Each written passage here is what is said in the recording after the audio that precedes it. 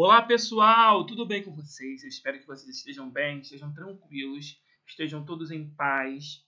Olha, nós estaremos agora dando início ao nosso livro módulo 2, na parte de Geografia. É isso daí mesmo. E eu te convido agora a abrir o seu livro lá na página 290, que vocês estarão vendo aí uma figura, né, de um rapazinho bem colorido. Olha que roupas legais, usando essa roupinha. Parece que está em um outro país, na verdade, que não tem nada a ver com a nossa cultura. Dá uma olhadinha aí, ó, na página 291 e página 290 do seu livro. Pois é, mas essa fotografia, ela retrata uma criança participando de uma manifestação cultural conhecida como cavalhada, típica, né, da cultura brasileira, que fica na região lá do estado do Mato Grosso. Então, ó, dá uma olhadinha nessa imagem aí. Analisando esse menino, essa vestimenta, que é algo incomum para a nossa realidade, nós podemos então identificar, verificar, analisar que a cultura brasileira ela não é algo padronizado em todos os estados. Não é verdade? A cultura brasileira é uma cultura diversa. Há uma diversidade cultural muito grande no Brasil. Além disso, nós podemos identificar lá na página 292, que o Brasil lá no iníciozinho, que o povo brasileiro ele se formou a partir de um processo de miscigenação, de encontro de diferentes povos, portugueses, africanos, nativos que já viviam aqui na América e outros povos também, com o passar do tempo, né, vieram para a nossa nação. Vamos falar agora um pouquinho dos povos indígenas, que são um dos principais povos formadores da nossa cultura. Tá? Porque os indígenas eles já viviam aqui na América, aqui no Brasil, antes dos portugueses chegarem.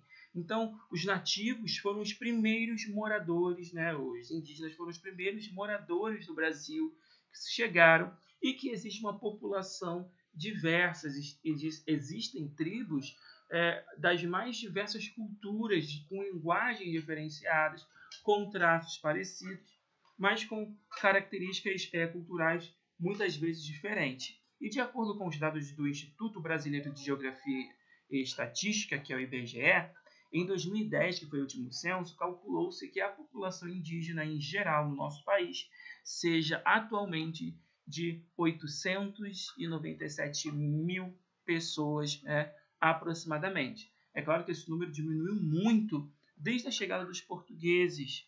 Esse povo que sofreu bastante com a chegada dos europeus aqui, e algumas tribos foram até dizimadas. Na época que os portugueses vieram para o Brasil, estimava-se mais ou menos que existiam entre 2 a 5 milhões de indígenas. Então houve uma diminuição muito grande, muito brusca nessa população.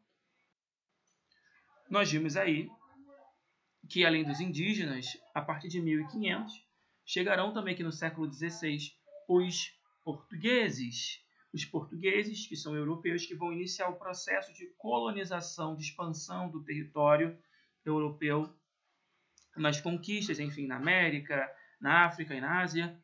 Mas aqui no caso do Brasil, os portugueses eles vão trazer imposições religiosas, imposições sobre a língua. Tio, mas como que a gente pode saber se realmente os portugueses vieram para cá? Ora, qual é a língua que nós falamos? Não falamos a língua portuguesa? Não falamos português? Essa é uma prova da imposição cultural da herança europeia portuguesa sobre os nossos povos. De início, claro, os portugueses tinham interesses econômicos em questão do pau-brasil, enfim, depois trouxeram a produção de cana-de-açúcar, posteriormente o ouro, mas houve uma imposição sim cultural por parte deles, e a cultura europeia está muito entrelaçada na cultura brasileira atual, ok? Sobre essa colonização portuguesa. Sabemos também que durante o processo da vinda dos portugueses aqui no Brasil, você vai ter, entre os séculos XVI e o século XIX, um grupo muito grande de pessoas sendo deslocadas de forma forçada da África para o Brasil. E aí você vai ter, alguns historiadores davam média de 4 milhões de africanos que foram tirados à força do seu país, do seu continente, para trabalharem aqui no Brasil.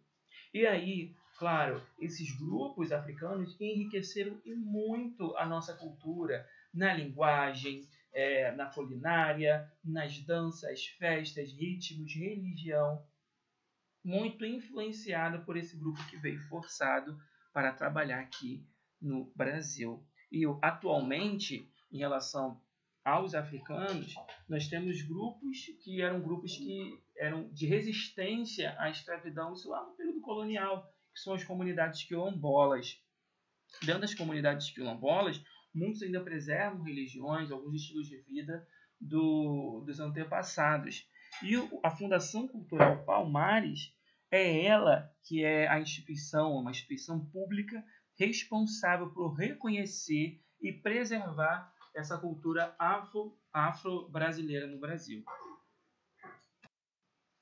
Bom, além desses povos, nós podemos identificar que a partir do século XIX e século XX, diversos outros povos vieram também para o Brasil. Alemães, sírios, libaneses, turcos, espanhóis, japoneses, libaneses, um número muito grande de pessoas. Atualmente, o Brasil ainda continua recebendo bastante pessoas, bastante imigrantes de fora. Não com a mesma quantidade daquela época, mas ainda recebe um número bem considerável de imigrantes. Haitianos, após sofrerem o terremoto em 2010, você também vai ter alguns refugiados venezuelanos e outros povos também que buscam refúgio aqui no Brasil. Bom, após você ter prestado atenção nessa explicação, eu te convido agora a fazer a página 296 e 297, e a 298 é uma entrevista. Então, vai lá, faz bonitinho, resolve tudo direitinho, tenta fazer sozinho, olhando o livro, assistindo a videoaula, e boa sorte, que depois nós estaremos corrigindo esse trabalho, tá bom? Um beijão, quinto ano!